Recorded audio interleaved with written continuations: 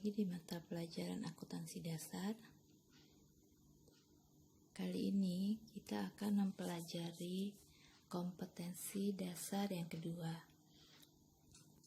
yaitu kompetensi dasar 3.2, memahami jenis-jenis profesi akuntansi, bidang-bidang spesialisasi akuntansi, pentingnya etika profesi akuntansi. Kemudian KD yang ke-4.2, mengelompokkan profesi akuntansi, bidang-bidang spesialisasi akuntansi, pentingnya etika profesi. Dengan pokok bahasan, yang pertama adalah bidang-bidang akuntansi, kemudian profesi akuntan, dan yang terakhir etika profesi akuntan. Nah, sebelum kita membahas bidang-bidang akuntansi, kita lihat dulu perbedaan antara akuntansi dan tata buku. Sebagaimana telah kita pelajari di pelajaran sebelumnya mengenai sejarah akuntansi, bahwa munculnya akuntansi di Italia itu adalah karena diperkenalkan oleh Luca Pacioli melalui sistem tata buku berpasangan. Nah, tetapi sebenarnya tata buku dan akuntansi itu memiliki perbedaan. Apa saja perbedaannya? Kita lihat. Yang pertama, pembukuan hanya meliputi aktivitas pencatatan semata. Sementara akuntansi meliputi seluruh proses pelaporan, mulai dari pengidentifikasian transaksi bisnis, pencatatan, pengkomunikasian dalam bentuk laporan, sampai pada tahapan analisis dan interpretasi. Sehingga kita bisa ambil kesimpulan, fungsi pembukuan atau pencatatan merupakan bagian dari seluruh proses akuntansi atau pelaporan. Kalau kita lambangkan dalam sebuah diagram, bentuknya bisa seperti ini. Akuntansi adalah sebuah satu kesatuan, sementara pembukuan merupakan bagian dari akuntansi itu sendiri. Nah, sekarang kita lihat bidang-bidang akuntansi. Yang pertama ada akuntansi keuangan, atau istilahnya adalah financial accounting. Akuntansi keuangan ini membahas mengenai penyusunan laporan keuangan secara berkala sesuai dengan standar akuntansi keuangan atau SAK yang berlaku untuk menghasilkan informasi yang disajikan kepada pihak-pihak eksternal yang berkepentingan. Di Indonesia sendiri ada beberapa macam standar akuntansi keuangan. Ada standar akuntansi keuangan yang sudah terintegrasi dengan IFRS atau International Financial Reporting Standard. Kemudian ada juga SAK ETAP, standar akuntansi keuangan entitas tanpa akuntabilitas publik. Lalu ada SAK EMKM, standar akuntansi keuangan entitas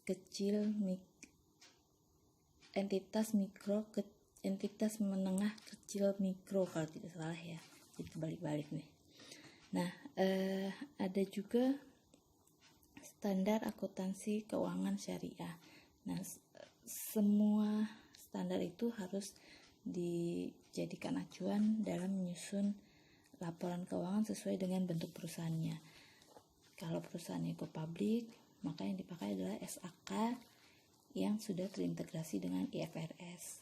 Tapi kalau perusahaannya skala UMKM, maka bisa digunakan SAK ETAP.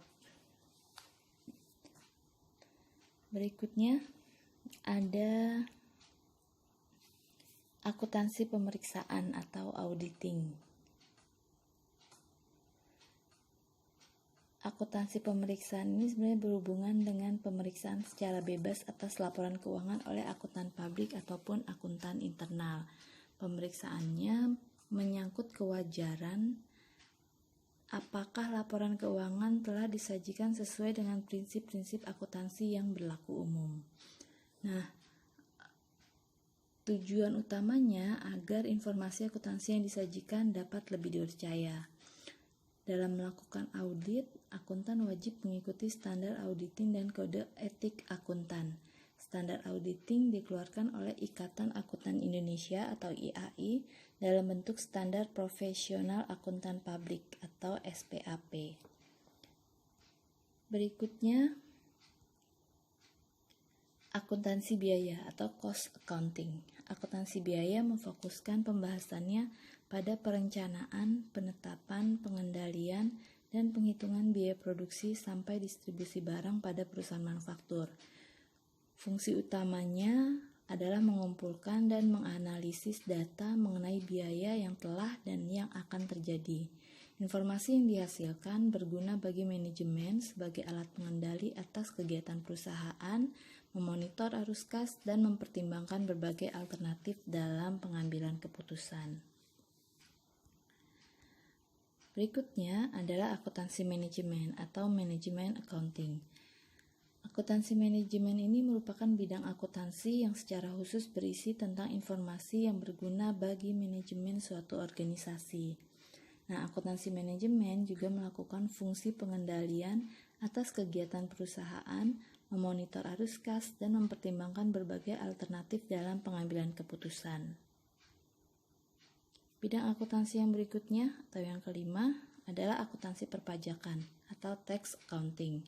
Akuntansi perpajakan merupakan akuntansi yang bertugas menghitung besarnya pajak yang harus dibayar, mulai dari penentuan besarnya pajak, pengisian SPT, sampai dengan mewakili perusahaan dengan petugas perpajakan.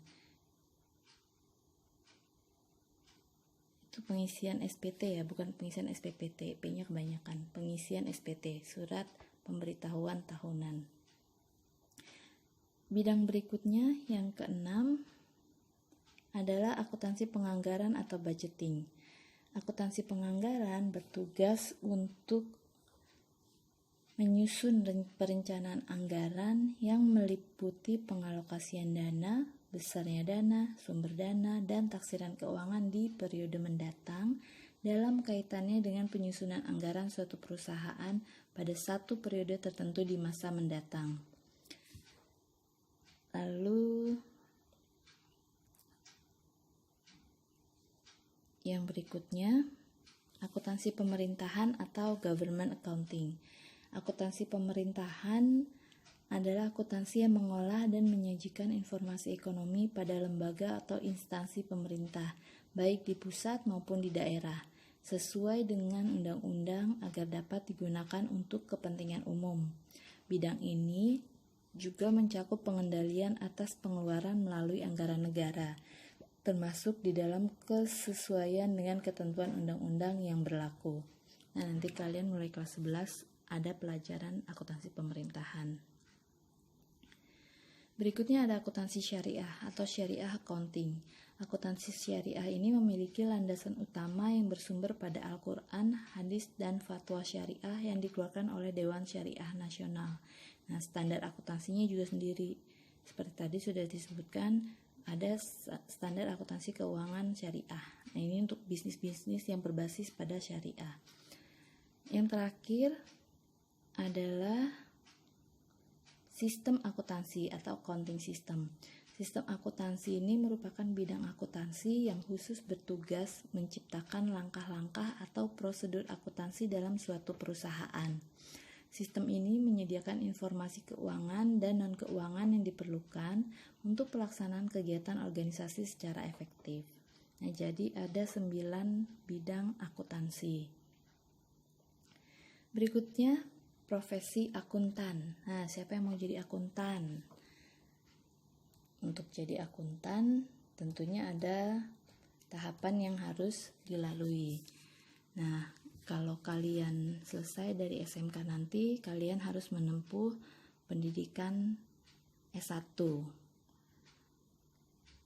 Setelah menempuh pendidikan S1, kalian harus kuliah lagi melanjutkan pendidikan di pendidikan profesi akuntansi atau disingkat dengan PPAK. Nah, profesi akuntan sendiri ada beberapa jenis.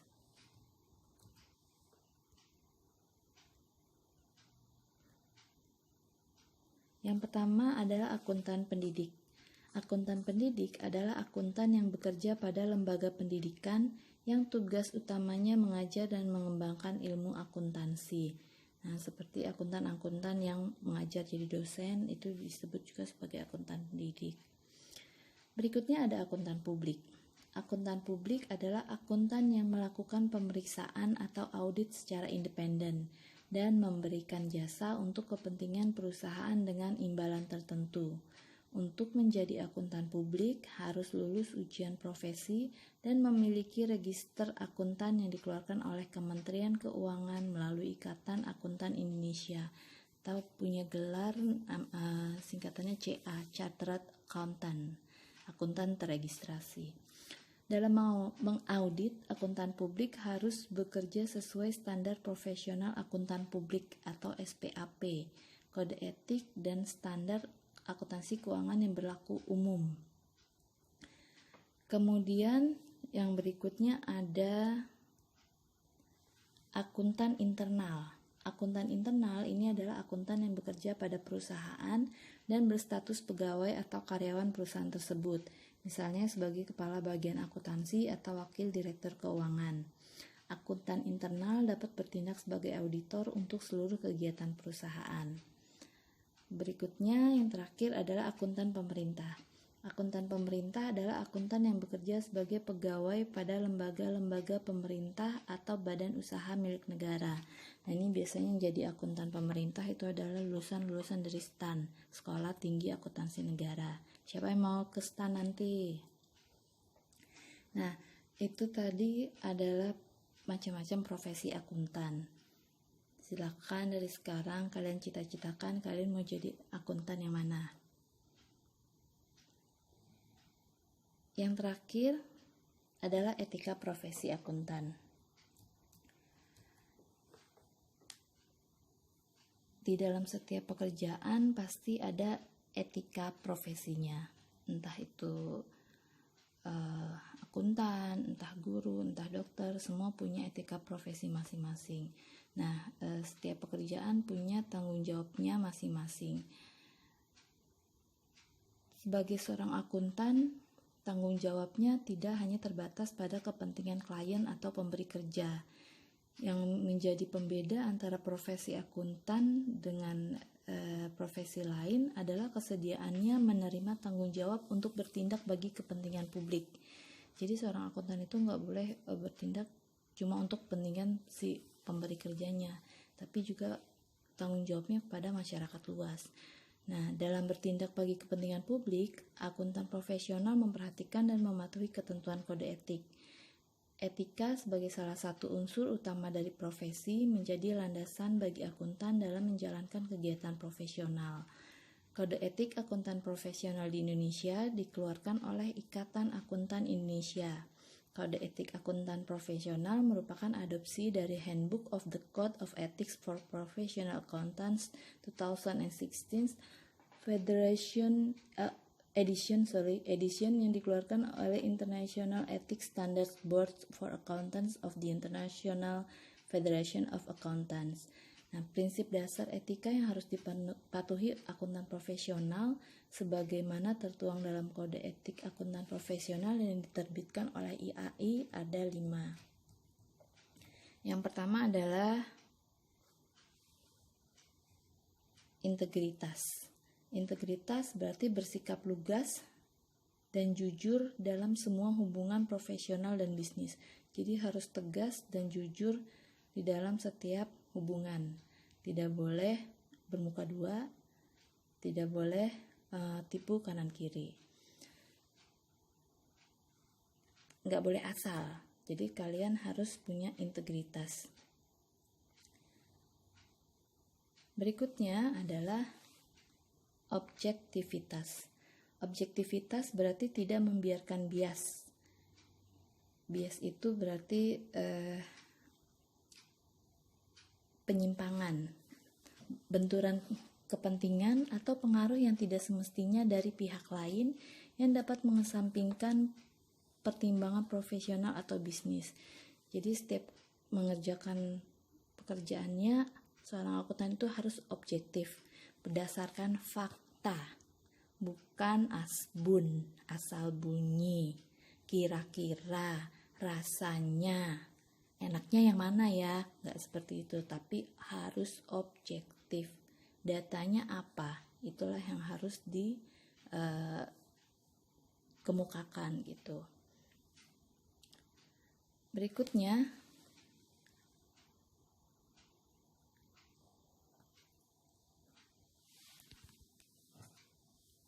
adalah kompetensi dan kehati-hatian profesional.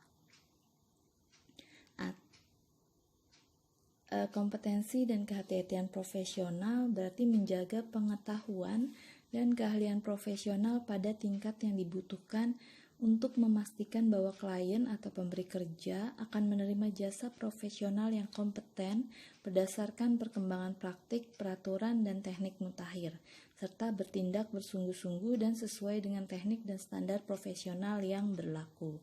Nah, akuntansi itu sendiri adalah suatu bidang ilmu yang dinamis. Dinamis berarti selalu berkembang mengikuti perubahan zaman gitu.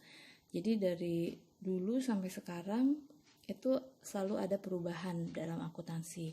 Nah, tidak statis, tidak yang gitu-gitu aja. Makanya kalau kalian hendak terjun di bidang akuntansi, kalian harus selalu jadi orang yang up to date, tidak malas untuk membuka diri terhadap perkembangan informasi, baik ilmu akuntansi itu sendiri maupun teknologi. Karena sekarang untuk posisi akuntansi sendiri, pekerja-pekerja di bidang akuntansi sendiri itu sebenarnya mulai berkurang gitu ya, mulai banyak yang tergeser oleh software. Kalau kalian tidak menguasai teknologi, merasa antipati dengan teknologi, dengan kemajuan teknologi, susah, ribet, nah itu ya kalian susah untuk berkembang. Karena di semua bidang ilmu pun pasti semuanya akan berkembang, akan mengikuti perubahan zaman. Dan saat ini yang sedang gencar-gencarnya atau pesat-pesatnya perkembangannya adalah teknologi. Nah, jangan sampai kalian ketinggalan zaman. Berikutnya adalah kerahasiaan. Nah, kerahasiaan berarti menghormati kerahasiaan informasi yang diperoleh dari hasil hubungan profesional dan bisnis dengan tidak mengungkapkan informasi tersebut kepada pihak ketiga tanpa ada kewenangan yang jelas dan memadai, kecuali terdapat suatu hak atau kewajiban hukum atau profesional untuk mengungkapkannya, serta tidak menggunakan informasi tersebut untuk keuntungan pribadi akuntan profesional atau pihak ketiga. Jadi sebagai seorang akuntan itu harus bisa jaga rahasia. Kalau kalian orang yang ember, gak bisa jaga rahasia, mendingan gak usah jadi akuntan. Nah, kerahasiaan informasi klien itu harus kalian jaga. Tidak boleh diberikan kepada pihak lain. Jadi hanya kalian dan si klien yang tahu informasinya, kecuali klien kalian adalah perusahaan yang terdaftar di Bursa Efek. Perusahaan-perusahaan yang terdaftar di Bursa Efek ini wajib menyampaikan laporan keuangannya ke Bursa Efek gitu ya, supaya ke Bursa Efek atau ke Bapepam, supaya para investor itu bisa menganalisa keadaan keuangan perusahaan tersebut. Nah, kalau seperti itu diperbolehkan gitu. Berikutnya adalah yang terakhir,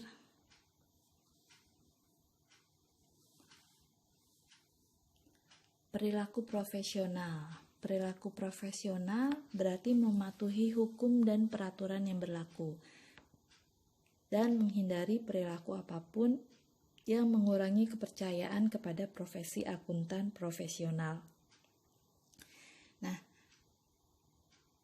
Tadi disebutkan kalau seorang akuntan itu harus mematuhi hukum dan peraturan yang berlaku. Untuk bisa mematuhi hukum dan peraturan itu bukan tunggu nanti. Enggak, nanti kalau saya sudah kerja, saya baru patuh hukum, baru patuh peraturan, enggak. Tapi dimulai dari sekarang, mulai kalian masih duduk di bangku sekolah. Contoh gampangnya aja, bagi kalian yang naik kendaraan sendiri, kalau kalian lewat lampu merah di perempatan, itu biasanya kalian kalau sudah merah, kalian berhenti apa nerobos? Baru-baru merah nih, biasanya banyak yang nerobos. Atau yang mau belok kiri, sennya ke kanan, atau mau belok kanan, sennya ke kiri. Nah, itu kan hal simple tapi justru melanggar gitu. Atau yang mau keluar dari gang tapi laju-laju, itu aturan tidak tertulis yang sebenarnya menjaga keselamatan banyak orang. Nah, termasuk dalam kelas kita. Kalau kalian tidak belajar dari sekarang mematuhi peraturan yang ada, maka kalian sendiri yang nantinya akan ribet. Di dalam akuntansi sendiri ya memang banyak peraturan. Seperti nanti kalian akan ketemu namanya persamaan dasar akuntansi. Di situ ada aturannya, nggak bisa enak hati kalian dalam membuat persamaan dasar akuntansi. Lalu membuat jurnal, itu juga ada aturannya. Bagaimana suatu transaksi harus didebit, bagaimana suatu transaksi harus dikredit. Membuat buku besar juga ada aturannya. Menyusun neraca saldo juga ada aturannya. Menyusun laporan keuangan juga ada aturannya. Nah, itu masih aturan-aturan yang dasar gitu ya. Tidak tertulis dalam suatu kitab ataupun hukum, tapi memang sudah menjadi suatu kebiasaan. Nah, nanti kalau jadi akuntan, kalian harus patuh pada yang namanya SAK.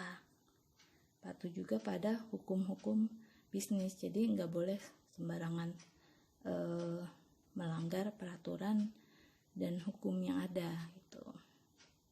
Salah interpretasi dari SAK saja itu bisa berakibat fatal.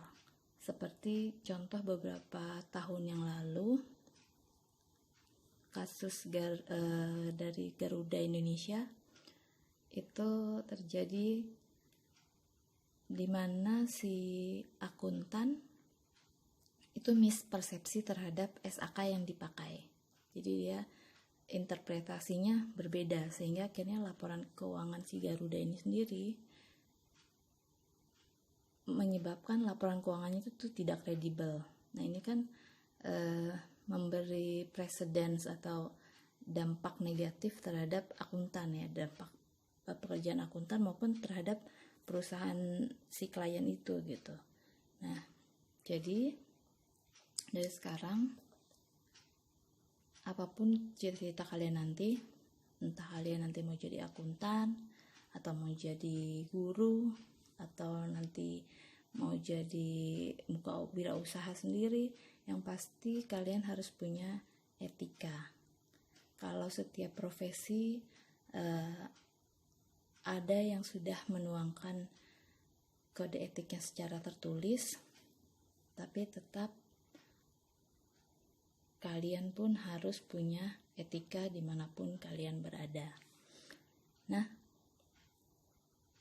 oke, sampai di sini pokok pembahasan kita. Thank you for your attention. Bye bye.